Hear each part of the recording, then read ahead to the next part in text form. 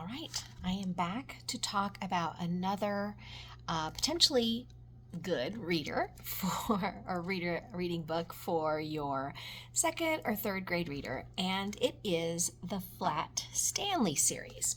Now, I have heard about Flat Stanley before. It's so funny when you see a book and you're like, is that going to be, I don't know, am I going to be interested in this? So basically it's a story about a boy who, by some crazy fluke, becomes flattened, okay? And this is what the whole series is about.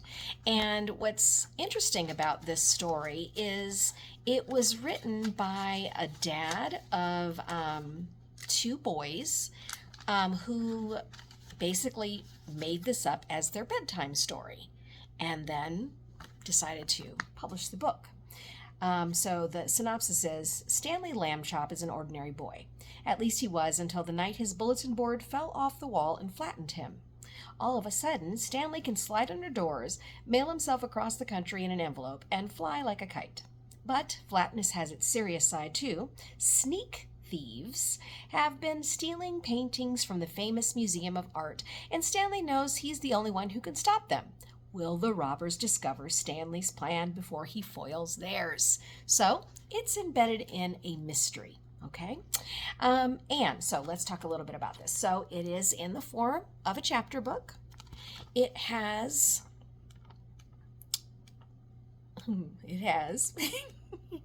72 pages.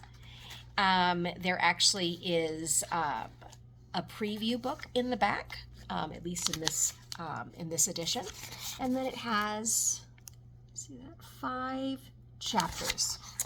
All right, so at first glance, and it also does have some illustrations, and these illustrations are a wonderful part of the story. So I do love that they're in here. It gives a little bit more, laughter to the story, right? Because at first, let me just say right away, it is selling you something that is so silly.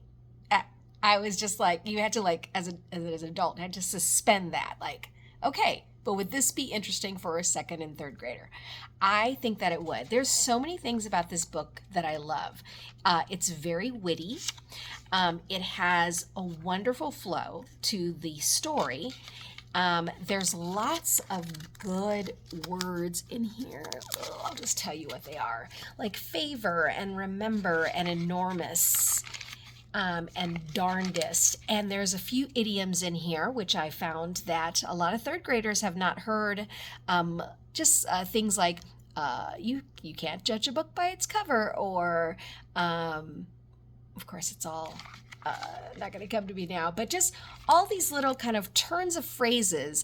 And if you've never heard them before, and if your parents never say them, then all of a sudden, because especially if you're reading books that have been published before a certain year, you're running across these all the time, and you literally have no idea what they mean.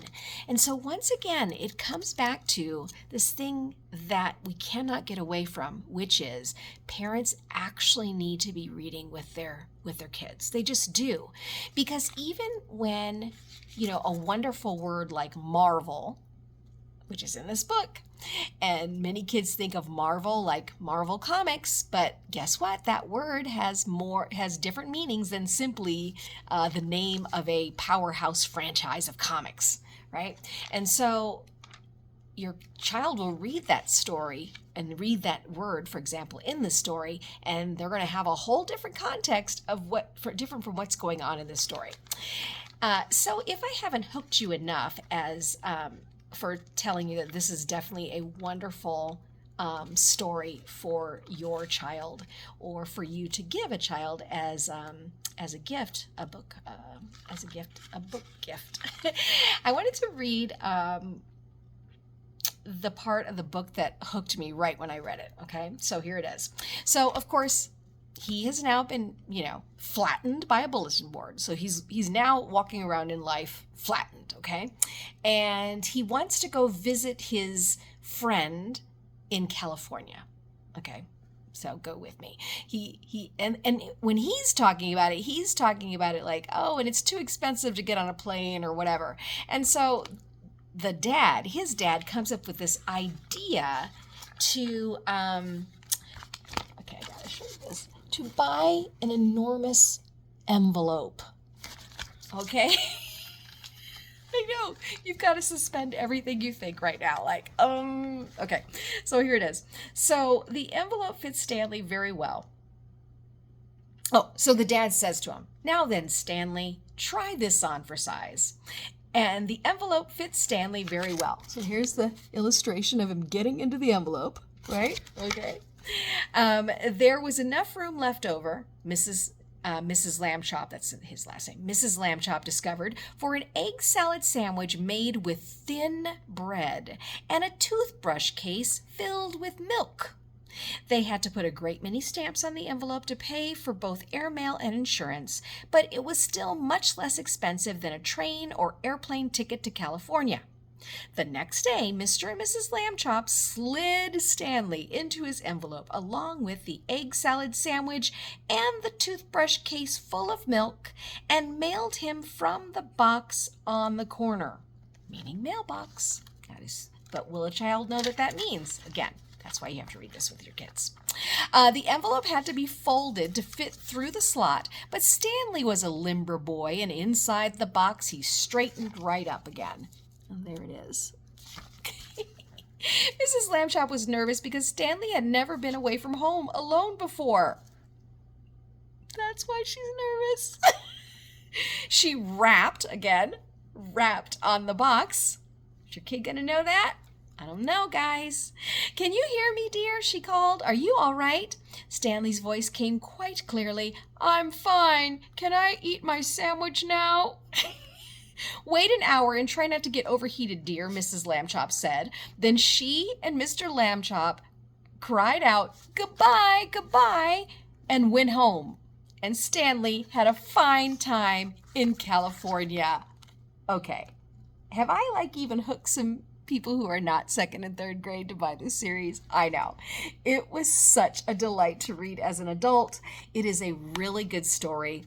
It's a good excuse if you have even a niece or a nephew or a little sister or brother to read a story and also get a lot of enjoyment out of a cute little chapter book. So I highly recommend. This is the one, let's see, I've reviewed 4 series so far. This by far is my favorite. Now, here's the thing. At the end of this story, they do something so that Stanley is not flat anymore. So how in the world do we still have more in this series? I guess we have to read the next book. All right, give it a try. Flat Stanley, His Original Adventure. And it is by, I got it from Goodwill, by Jeff Brown. Pictures by Mackie Pamintuan. And it is a Scholastic book as well.